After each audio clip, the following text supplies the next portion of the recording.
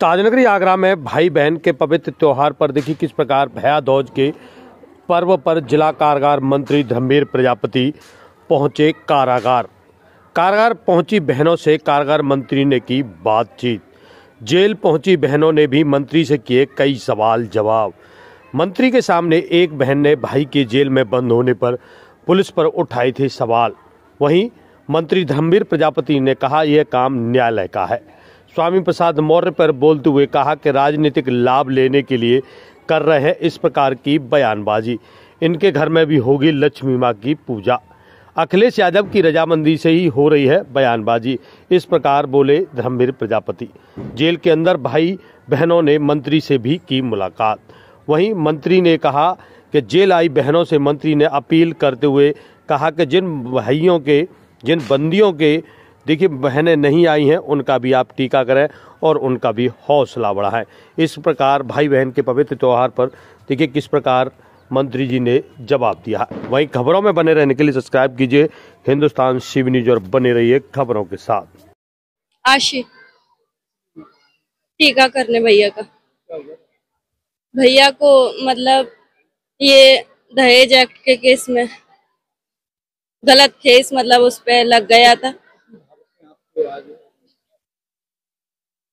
ये मतलब उनका ऐसा 8 महीने हुए थे उनकी शादी को, पर उनकी कुछ बीमारी थी लड़की को, उसके कैंसर वगैरह था कुछ, तो उसके में दहेज एक्ट में उसका केस लग गया, उसकी मतलब मौत हो गई थी। तो इसीलिए उस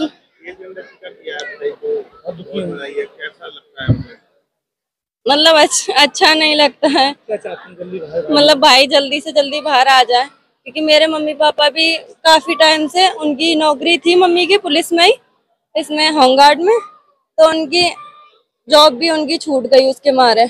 ये केस खत्म हो जाएगा तो फिर वो भी मम्मी की भी जॉब हो जाएगी, पापा का भी फिर सब कुछ ठीक हो जाएगा। उनका अच्छे से हर त्योहार बने, ये प्रयास हमारा रहता है।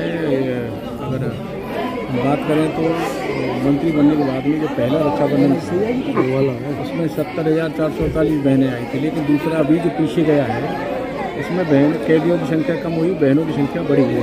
बहनों की संख्या हो गई 80,973। इस बार पिछले साल का भैया दूज का भी रिकॉर्ड टूटने वाला है।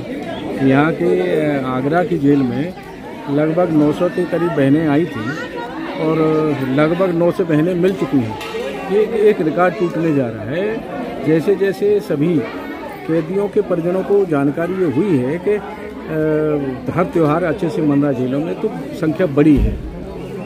हमें भी संतुष्टि होती है कि परिजन जब मिल लेते हैं कैदियों से तो कैदी विकृति मानसिकता में नहीं रहते। नहीं तो हर त्यौहार पे परिजनों की याद करके, अपने भाई बहन की याद करके कहीं न कहीं मन में विकृति उनके में आती है। यही प्रयास हमारा है कि कैदियों की भी अच्छे से त्यौहार मने और वो कोई विकृति मानसिकता में न रहे। हमने अब बहनों से कहा है, मैं जब लाइन में बहनों से मिला, गेट से एंटर करते ही मिला, हमने उन बहनों से भी कहा है, अंदर कैदियों से भी कहा है कि अगर आपकी बैरक में कोई कैदी ऐसा है जिसकी बहन नहीं आई है या है नहीं, तो आप अपनी बहन से उसका भी तिलक करा देना। यहाँ भी हमने बहनों से कहा है कि अगर आप जा रहे हैं तो अपने भाई से पूछना कोई ऐसा कैदी तो नहीं है जिसकी बहन ना आई हो या ना हो, तो उसके भी आप तिलक करके जाएंगे तो वो उसे भी महसूस न होगा कि हमारी कोई बहन नहीं है या कोई परिजन आया नहीं है। मंत्री स्वामी प्रसाद मौर्य हैं, वो लगातार एक वो कर रहे हैं। अभी लक्ष्मी देवी के ऊपर कहा है कि 6 भुजाओं वाली देवी नहीं होती, क्या कहेंगे इसको लेकर? ये उनका क्या उद्देश्य है, और मैं मान सकता हूँ कि स्वामी प्रसाद मौर्य का जो भी विचार हो, वो जिस धर्म को मानने वाले हों, पूरे उत्तर प्रदेश की जनता पे या देश की जनता पे वो अपना विचार थोप नहीं सकते। हमारे यहाँ सनातन धर्म को मानने वालों की बहुत बड़ी संख्या है और सभी धर्मों को मानने वाले हमारे यहाँ रहते हैं।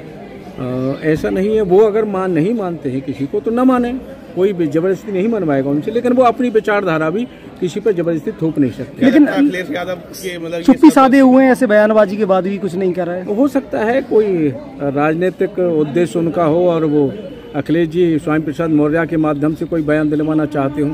नहीं तो पार्टी में रह कर के कोई व्यक्ति इतनी बड़ी संख्या में सनातन धर्म को मानने वाले लोग हैं, वो इस तरह की अगर बातें करता है तो कहीं न कहीं कोई और उद्देश्य उनके मन में हो सकता है, राजनीतिक लाभ लेना कोई उद्देश्य हो सकता है।